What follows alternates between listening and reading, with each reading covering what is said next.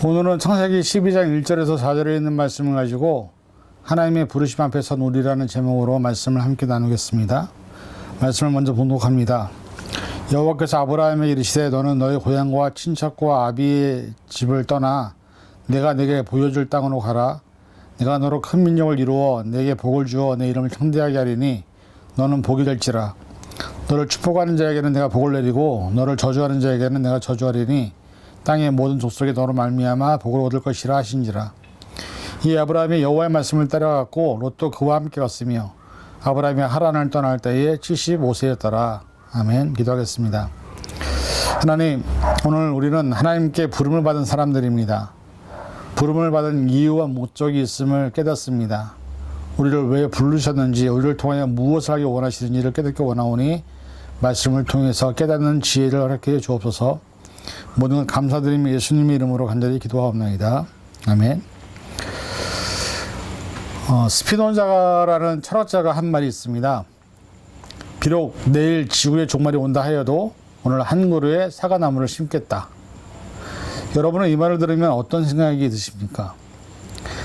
내일 지구의 종말이 오는데 오늘 사과나무를 심는 것이 무슨 의미가 있을까라고 얘기할 수 있을 것입니다. 그런데 오늘 아브라함의 부르시는 모습이 바로 그런 모습입니다. 아브라함은 75세입니다. 사실 인간의 수명이 그렇게 길지 않은 상황에서 75세에 하나님께서 아브라함을 불러서 내가 내게 지시할 땅으로 가라 얘기하십니다. 그런데 아브라함은 말씀에 순종하여 갔다는 것이죠. 제가 이 말씀을 보면서 제 자신에게 질문을 던졌습니다. 내가 은퇴를 하고 난 후에 75세가 되었는데 하나님이 나에게 선교지로 가라고 하신다면 과연 나는 거기에 대해서 뭐라고 대답을 할까? 오늘 저와 여러분들은 예배의 자리에 있기 때문에 우리 모두는 부르심을 받은 사람들이라고 해도 과언이 아닐 것입니다. 그런데 성경은 뭐라고 말하냐면 시편 90편 10절에 우리 연수가 70이요 강건하면 80이라도 그 연수의 자랑은 수고와 슬픔뿐이요 신속히 가니 우리가 날아가나이다 얘기합니다. 성경도 우리 연수를 70에서 80으로 끝을 내게 되는데 문제는 지금은 우리가 100세 시대를 살고 있습니다. 사람은 누구나 자기가 살아온 모든 시간 동안에 최선을 다해서 살아온 사람들입니다. 그래서 현재가 있는 것이죠. 과거에 어떤 어려움이 있었든 어떤 힘든 일이 있었든 간에 그 모든 걸 이겨냈기 때문에 지금 내가 있다는 것을 우리는 잘 압니다. 우리가 살아가는 삶은 쉽지 않습니다. 그런데 세상에는 수많은 어려운 상황에 놓여져 있는 사람들도 있다는 것이죠. 1890년도 인디애나주에 한 소년이 태어났습니다. 6살의 아버지를 잃고 어머니가 일을 하기 때문에 동생들을 돌봐야 했고요. 12살에 재혼을 했지만 아버지의 폭행으로 인해서 더 이상 가족들과 함께 살 수 없어서 14살 때부터 수많은 일들을 하면서 혼자서 살아야만 했던 사람이었습니다. 16살 때 생계를 위해서 나이를 속여가며 미국 육군에 입대를 했지만 병이 걸리는 바람에 넉 달 만에 제대를 했고 19세에 조세핀 킹이라는 아내를 만나 결혼한 후 3명의 아이를 낳았습니다. 그러나 그의 인생은 말년이 되기까지 순탄하지 않았습니다. 계속된 사업의 실패, 끊임없는 불경기, 여러 가지 상황 때문에 한 번도 성공을 거둬보지 못한 사람이었습니다. 65세가 되는 나이에 남아있는 거는 파산하고 남은 사회보장금으로 받은 $105 그리고 낡은 트럭 한 대. 이 사람은 그 상황 속에서 자신의 삶을 포기하지 않았습니다. 그리고 다시 자기가 식당을 운영하면서 그동안에 자기가 만들어왔다는 레시피를 팔기로 작정을 하고 미국 전역을 돌아다니며 레시피를 팔아봅니다. 2년 동안 1,008명을 만났지만 한 번도 그 사람의 레시피를 사준 사람이 없었습니다. 1009번째 만난 주인이 수락해서 그 레시피로 시작한 첫 번째 식당이 바로 KFC. 그 사람의 이름은 커넬 샌더스입니다. 그 사람은 자신의 삶을 통해서 이런 고백을 했습니다. 훌륭한 생각, 멋진 아이디어를 가진 사람은 무수히 많습니다. 그러나 행동으로 옮기는 사람은 드뭅니다.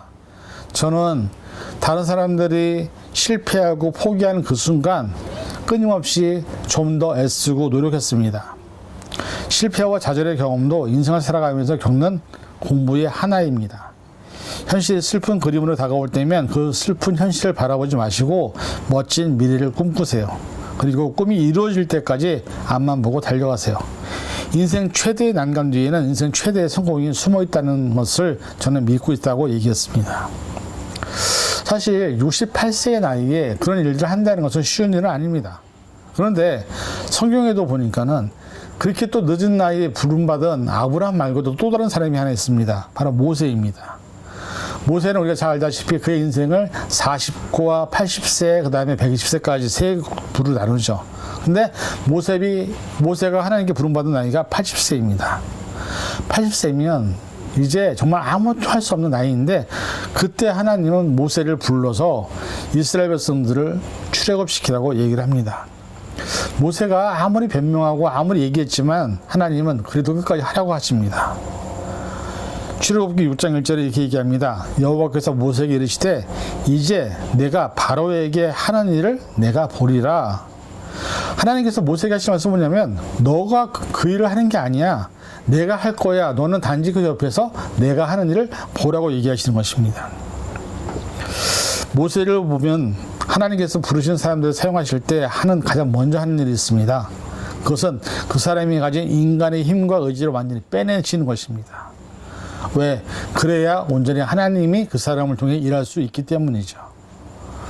아브라함도 75세에 아들을 주시겠다는 약속을 받았지만 99세가 될 때까지 안 주셨습니다.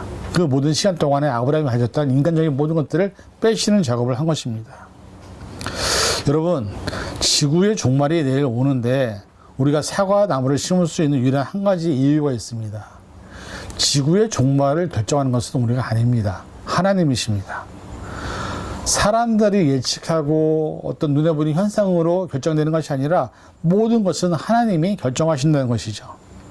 마태복음 24장 34절에서 36절, 내가 진실로 너에게 말하노니 이 세대가 지나기 전에 이 일이 다 일어나리라. 천지는 없어질진적 내 말은 없어지지 아니하리라. 그러나 그날과 그때는 아무도 모르니 나니 하늘의 천사들도 아들도 모르고 오직 아버지만 아시느니라. 시간의 역사 속에서 우리는 수많은 이단들이 등장을 했습니다. 그리고 이단들이 항상 얘기했던 것이 뭐냐? 지구의 종말이었죠. 그런데 지구의 종말은 아직까지 오지 않았습니다. 사실 지금 많은 교회가 문을 닫고 있습니다. 많은 교회가 사라지고 있습니다. 왜냐하면 교회에 세대를 이을 세대가 없기 때문이죠. 중요한 것은 우리가 현재 부름받았는데, 우리가 부름받은 이유는 하나님이 우리를 통해서 일하시기를 원하신다는 것이죠. 제가 가장 좋아하는 말이 하나 있습니다. 어제까지의 나의 선택과 결정이 오늘의 나를 만들었다. 그래서 오늘의 나의 선택과 결정이 내 미래를 만든다는 말을 저는 참 좋아합니다. 이 말은 개인뿐 아니라 교회와 가족과 공동체, 사회, 국가에 모두 속합니다.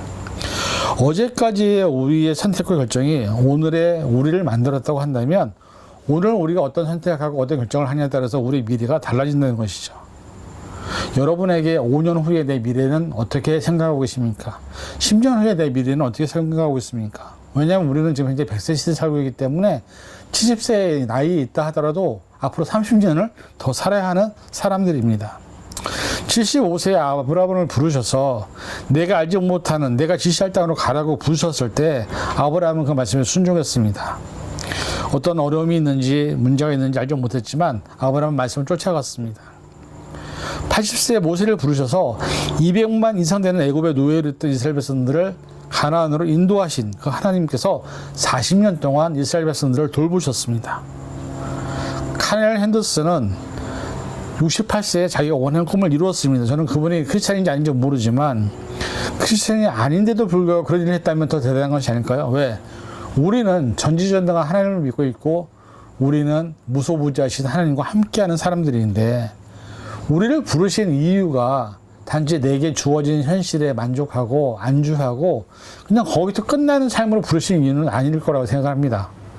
모세를 부르셔서 이스라엘 백성들을 이끌어내신 하나님, 아브라함을 통해서 가나안의 약속의 땅을 주시는 그 하나님, 결국 우리를 통해서도 하나님은 무엇인가 원하고 있다는 것을 우리는 깨달아야 합니다. 그래서 우리는 지금 우리 자신의 현실을 보아야 합니다. 우리가 정말로 하나님 부르신 교회로서 역할을 잘 감당하고 있는지, 우리 교회가 하나님이 원하시는 삶으로 살고 있는지를 돌아보아야 한다는 것이죠. 제가 가장 은혜롭게 느낀 찬양의 가사가 있습니다. 은혜라는 찬양인데 가사를 잠시 읽어드리겠습니다. 내가 누려왔던 모든 것들이, 내가 지나왔던 모든 시간이, 내가 걸어왔던 모든 순간이 당연한 것 아니라 은혜였어. 아침에 해가 뜨고 저녁에 노을, 봄에 꽃향기와 가을의 열매, 변하는 계절의 모든 순간이 당연한 것 아니라 은혜였어. 내가 이 땅에 태어나 사는 것, 어린아이 시절과 지금까지 숨을 쉬며 살며 꿈을 꾸는 삶, 당연한 것 아니라 은혜였어. 내가 하나님의 자녀로 살며 오늘 찬양하고 예배하는 삶, 복음을 전할 수 있는 축복이 당연한 것 아니라 은혜였어. 모든 것이 은혜, 은혜, 은혜, 한없는 은혜. 내 삶에 당연한 것 하나도 없었던 것을 모든 것이 은혜, 은혜였어라는 찬양의 가사가 있습니다. 오늘 저와 여러분은 하나님이 부르신 사명자들입니다. 그 부르심에는 목적과 뜻이 있다는 것을 우리는 잊지 말아야 합니다. 저와 여러분을 부르셔서 어떤 일을 하기 원하시는지, 어떤 미래를 만들기 원하시는지를 우리는 찾아야 합니다. 그리고 그 일들을 감당하는 것이 바로 저와 여러분들이 앞으로 해야 할 사명이라는 것을 기억하시고, 우리를 통하여 일하기 원하시는 하나님, 우리를 통하여 역사하기를 원하시는 그 하나님께서 오늘 우리가 정말로 하나님의 사명을 감당하고 있는지를 스스로 돌아보아야 합니다. 로마서 15장 16절부터 19절에 있는 말씀을 읽고 말씀을 마치겠습니다. 이 은혜는 곧 나로 이방인을 위하여 그리스도 예수의 일꾼이 되어 하나님의 복음의 제사장 직분을 하게 하사 이방인을 제물로 드리는 것이 성령 안에서 거룩하게 되어 받으실 만하게 하려 하심이라. 그러므로 내가 그리스도 예수 안에서 하나님의 일에 대하여 자랑하는 것이 있거니와 그리스도께서 이방인들을 순종하게 하기 위하여 나를 통하여 역사하신 것 외에는 내가 감히 말하지 아니하노라. 그 일은 말과 행위로 표적과 기사의 능력으로 성령의 능력으로 이루어졌으며 그리하여 내가 예루살렘으로부터 두루 행하여 일루리곤까지 그리스도의 복음을 편만하게 전하였노라. 이 바울의 고백이 저와 여러분의 고백이 되기를 간절히 부탁을 드립니다. 기도하겠습니다. 하나님, 우리가 하나님의 앞에 서 있습니다. 하나님이 모세를 부르시고 아브라함을 부르신 것처럼 우리를 부르신 줄 믿습니다. 우리를 통하여 일하여 주옵소서. 우리를 통하여 하나님의 나라가 세워지고 우리를 통하여 그의 의가 세워지는 것을 경험하게 하여 주옵소서. 우리의 인간적인 모든 것들이 다 사라질 때 하나님은 나를 통하여 일하실 줄 믿습니다. 우리가 하나님의 도구가 된 것을 기뻐하고 하나님의 역사를 날마다 찬양하며 복음을 전하는 일에 최선을 다하는 우리가 되게 하여 주옵소서. 모든 것 감사드리며 예수님의 이름으로 간절히 기도하옵나이다. 아멘.